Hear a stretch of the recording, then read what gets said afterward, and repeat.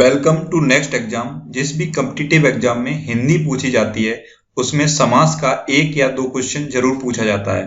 आज हम समास को पहचानने की कुछ ऐसी ट्रिक्स डिस्कस करेंगे कि अगर आपने ये ट्रिक्स सीख ली तो आपका समास का क्वेश्चन कभी भी गलत नहीं हो सकता। तो चलिए स्टार्ट करते हैं। सबसे पहले तो समास होते क्या हैं? दो या दो से अधिक शब्दों से मिलकर बने सार्थक शब्दों को हम समास कहते हैं।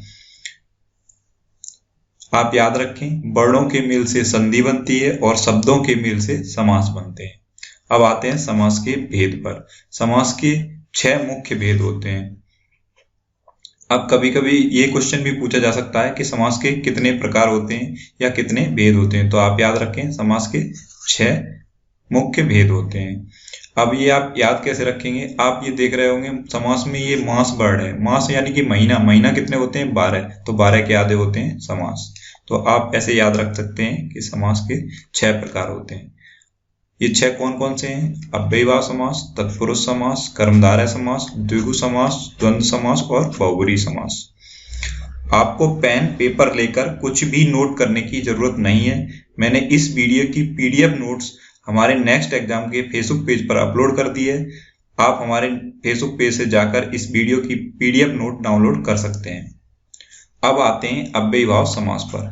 जिस समास का पहला पद अव्यय तथा प्रधान हो उसे हम अव्ययीभाव समास कहते हैं। अब अव्ययीभाव समास को पहचानने की ट्रिक क्या है? अव्ययीभाव समास का पहला पद छोटा होता है और पहला पद ही प्रधान होता है। तो आप याद रखें ये ट्रिक कि पहला पद छोटा होता है और मोस्टली अव्ययीभाव समास में पहला पद उपसर्ग होता है। जैसे एग्जाम्पल, प्रतिदिन, प्रति प्लस दिन। देखिए आप, प्रति उपसर्ग है। नेक्स्ट एग्जाम्पल है आजन्म, आ प्लस जन्म। देखिए आप, आ उपसर्ग है। सहर्ष, स प्लस हर्ष यानी कि स उपसर्ग है। यथा संभव, यथा प्लस संभव, यथा उपसर्ग है। प्रतिकूल, प्रति प्लस कूल यानी कि प्रति उपसर्ग है। तो आप ये ट्रिक याद रखें कि अव्ययीभाव समास का पहला पद छोटा होता है और पहला पद मोस्टली उपसर्ग होता है।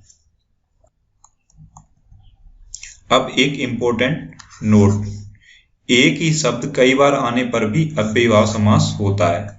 जैसे हाथों हाथ यानी कि हाथ प्लस हाथ, दिनों दिन यानी कि दिन प्लस दिन। तो एक शब्द अगर कई बार आ रहा है तो वहां भी अव्ययीभाव समास होता है। अब आते हैं तत्पुरुष समास पर। तत्पुरुष समास, जिस समास में दूसरा पद प्रधान होता है तथा दोनों के बीच कारक चिन्ह का लोप हो जाता है उसे तत्पुरुष समास कहते हैं। अव्ययीभाव समास में पहला पद प्रधान था, तत्पुरुष समास में दूसरा पद प्रधान होता है। अब तत्पुरुष समास को पहचानने की ट्रिक क्या है? तत्पुरुष समास का दूसरा पद छोटा होता है और दोनों पदों के बीच कारक चिन्ह का लोप होता है।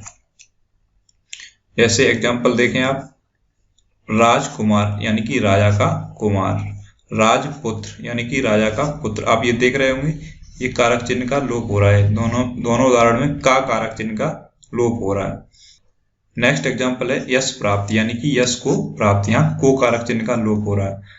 करुणापूर्ण यानी करुणा से पूर्ण, यहाँ से कारक चिन्ह का लोप हो रहा है। यज्ञशाला यानी कि यज्ञ के लिए शाला, यहाँ के लिए कारक चिन्ह का लोप हो रहा है। पाप मुक्त यानी कि पाप से मुक्त, यानी कि से कारक चिन्ह का लोप हो रहा है। शिवालय यानी कि शिव का आलय, यहाँ का कारक चिन्ह का लोप हो रहा है। पुरुषोत्तम यानी कि पुरुषों में उत्तम, या में कारक चिन्ह का लोप हो रहा है। अब देखते हैं तत्पुरुष समास के भेद। तत्पुरुष समास के भी 6 भेद होते हैं। आपने देखा था समास के 6 भेद होते हैं और यहाँ पर तत्पुरुष समास के भी 6 ही भेद होते हैं। जैसे कर्म तत्पुरुष, कर्म तत्पुरुष में को का लोप होता है यानी कि को कारक चिन्ह का लोप होता है। जैसे मैंने आपको एग्जाम्पल बताया था यश प्राप्त यानी यश को प्राप्त। कर्ण तत्पुरुष, कर्ण तत्पुरुष में से और के द्वारा का लोप होता है। संप्रदान तत्पुरुष, संप्रदान तत्पुरुष में के लिए कारक चिन्ह का लोप होता है। जैसे एग्जाम्पल था यज्ञशाला यानी यज्ञ के लिए शाला। अपादान तत्पुरुष में से यहाँ पर अलग होने के संबंध में होता है। जैसे कोई चीज किसी से अलग हो रही है तो यहाँ पर से कारक चिन्ह का लोप होता है अपादान तत्पुरुष में। जैसे ये एग्जाम्पल था पाप मुक्त, यानी पाप से मुक्त, आप पाप से अलग हो रहे हैं। संबंध तत्पुरुष में का, की, के का लोप होता है। जैसे एग्जाम्पल था राजपुत्र, यानी कि राजा का पुत्र, तो वहां पे कौन से कारक चिन्ह का लोप हो रहा था? का। तो वो कौन सा तत्पुरुष था? संबंध तत्पुरुष। नेक्स्ट है अधिकरण तत्पुरुष में पर का लोप होता है। में और पर कारक चिन्ह का लोप होता है। तो आप याद रखें तत्पुरुष समास में दूसरा पद प्रधान होता है और दूसरा पद ही छोटा होता है और दोनों पदों के बीच कारक चिन्ह का लोप होता है और तत्पुरुष समास के भी 6 भेद होते हैं। तो ये था तत्पुरुष समास। अब आते हैं कर्मधारय समास पर। जिस समास का उत्तर पद यानी कि दूसरा पद प्रधान होता है तथा पूर्व पद व उत्तर पद में उपमान उपमेय और विशेषण विशेष यानी कि उपमान उपमेय या विशेषण विशेष का संबंध होता है, उसे कर्मधारय समास कहते हैं। अब देखते हैं कर्मधारय समास को पहचानने की ट्रिक क्या है। कर्मधारय समास को पहचानने की ट्रिक है कि इसका पहला पद मोस्टली विशेषण होता है और दूसरे पद की तुलना होती है। और सबसे इंपॉर्टेंट ट्रिक है कि विग्रह करने पर दोनों में है जो और के समान शब्द आते हैं। दोनों पदों के बीच में है जो और के समान शब्द आते हैं। आप ये 2 वर्ड याद कर लें, है जो और के समान। जैसे एग्जाम्पल है चरण कमल, यानी कि चरण के समान कमल, तो आया ना है जो या के समान में से एक, तो क्या आया? के समान। महापुरुष यानी कि महान है जो पुरुष, देखिए आप आया ना है जो शब्द। मृग नयन यानी कि मृग के समान नयन, तो यहाँ पे कौन सा आया? के समान। लाल मणि यानी कि लाल है जो मणि, तो ये आया ना है जो। तो ये आप 2 शब्द पकड़ लें, है जो और के समान। अगर ये आ रहे हैं तो क्या है? कर्मधारय समास।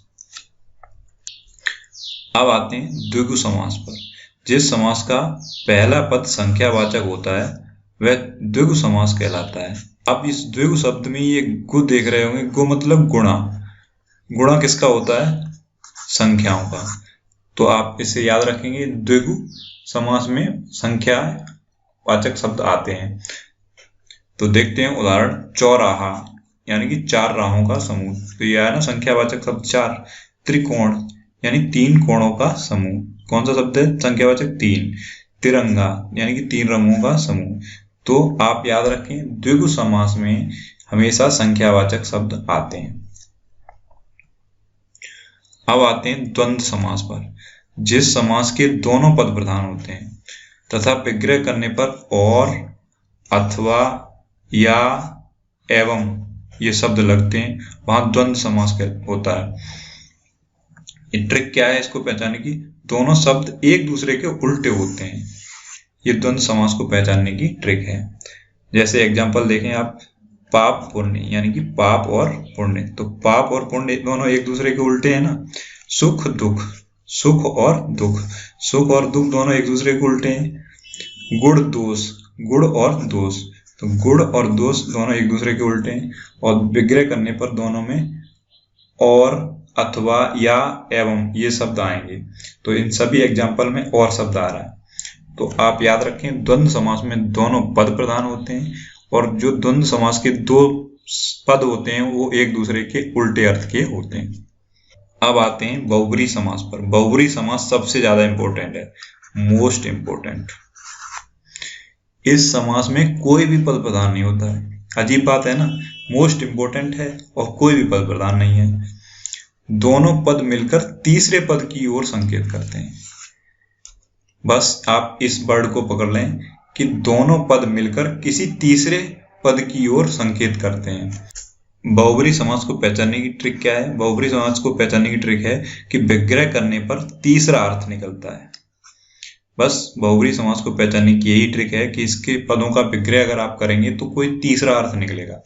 जैसे एग्जाम्पल देखते हैं, चतुर्भुज, इसका विग्रह करेंगे तो क्या होगा? 4 हैं भुजाएं जिसकी, यानी कि कौन है ऐसी जिनकी 4 भुजाएं? विष्णु जी, तो तीसरा अर्थ निकला ना, विष्णु जी। लंबोदर यानी कि लंबा है उधर जिनका, अर्थात गणेश जी। तो तीसरा अर्थ निकला ना कि गणेश जी। दशानन, 10 हैं आनन, आनन मतलब सिर, 10 हैं आनन जिसके अर्थात रावण। गिरधर, गिर को धारण करने वाले अर्थात श्री कृष्ण। तो बहुब्री समास में हमेशा तीसरा अर्थ निकलता है। तो बहुब्री समास को पहचानने की बस यही ट्रिक है कि बहुब्री समास में तीसरा अर्थ निकलता है।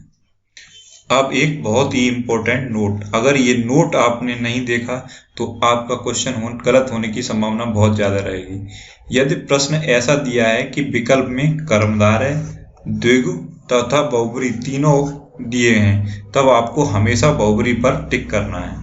यानी कि अगर क्वेश्चन इस टाइप का आ जाए कि ऑप्शन में आपको कर्मधारय समास, द्विगु समास और बहुब्री समास तीनों दिए गए हैं, तो आपको हमेशा बहुब्री समास पर टिक करना है।